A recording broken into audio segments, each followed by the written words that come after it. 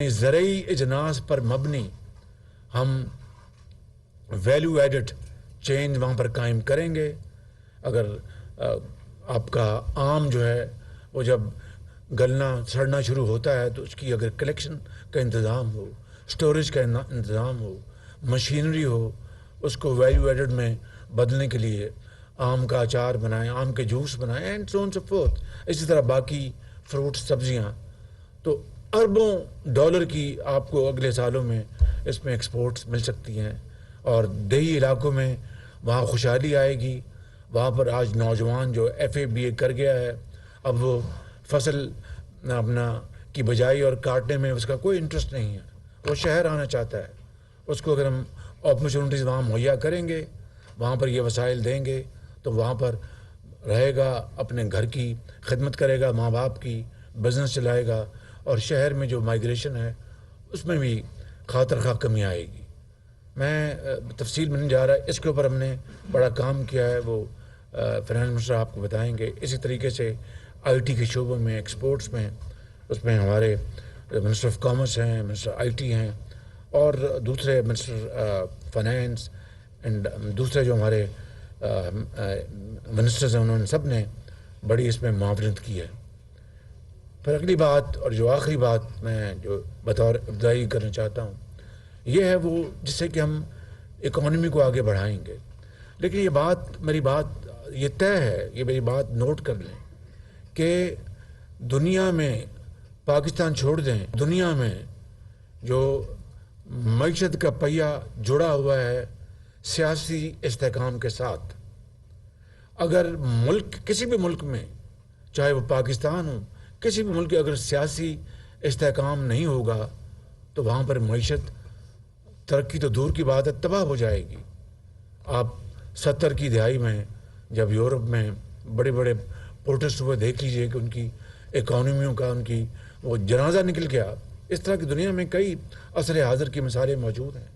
تو پاکستان میں پچھلے ایک سال سے جو یہاں پر پولیٹیکل انسٹیبلٹی کی بھرپور کوشش کی جا رہی ہے, اس کے لیے جو اپنا ذرائع تلاش کیے گئے, اس کے لیے جو بیانیہ اختیار کیا گیا, اس کے لیے جو جتھے بندی کی گئی, اس سے اس ملک کے اندر ایک سیاسی ایک طوفان آیا. ایک سیاسی ہلچل نہیں بلکہ ایک طوفان آیا, طوفان جس نے کہ معاش کے پہیے کو جام کر دیا. فورن ڈائریکٹ انویسٹمنٹ وہ آلموسٹ ختم ہو گئی. ملک کے اندر جو سرمایہ کار ہیں وہ رک گئے, اور جو سندوں کے چمنیوں سے دھواں نکلنا بند ہو گیا. تو یہ وہ سب سے بڑا الارمنگ فیکٹر ہے کہ اگر سیاسی استحکام کے بغیر آپ اربوں کھربوں ڈالر جھونک دیں, اس کا کوئی نتیجہ نکلے گا. اس لیے سیاسی استحکام لانے کے لیے ہم سب اس کے اوپر یکسو ہیں. اسٹیٹ آف پاکستان یکسو ہے, ادارے یکسو ہیں کہ سیاسی استحکام لائیں گے تو یہ معاملہ آگے چلے گا. آخری بات یہ عرض کرنا چاہتا ہوں کہ غریب آدمی, جس طرح میں نے شروع میں نے کہا کہ وہ بیچارہ پس گیا ہے, اس کی تنخواہ اگر اس میں خاطر خواہ اضافہ نہ کیا گیا تو میں سمجھتا ہوں کہ جتنے بھی مشکل اور نامساعد حالات ہیں, یہ ہماری بہت بڑی ذمہ داری ہے کہ ہمیں کم از کم اس کی تنخواہ میں اتنا اضافہ کریں جس سے کہ وہ اپنے بال بچوں کا جو پیٹ جو ہے وہ ان کو پال لے, اور ان کی جو بنیادی ضروریات کو وہ پورا کر لے. اسی طرح پینشنرز ہیں, ان کی پینشن میں وہ ریٹائرڈ لوگ اس انفلیشن سے ان کی پینشنیں آدھی سے بھی کم ہو گئیں, ان کی تنخواہیں آدھی سے بھی کم ہو گئیں. تو اس لیے پینشنرز کا ہمیں خیال کرنا ہے. یہ وہ دو ایشوز ہیں جو آج آپ کے سامنے پیش ہوں گے, آپ نے رائے دینی ہے, اور اس کے مطابق پر انشاءاللہ ہم آگے چلیں گے.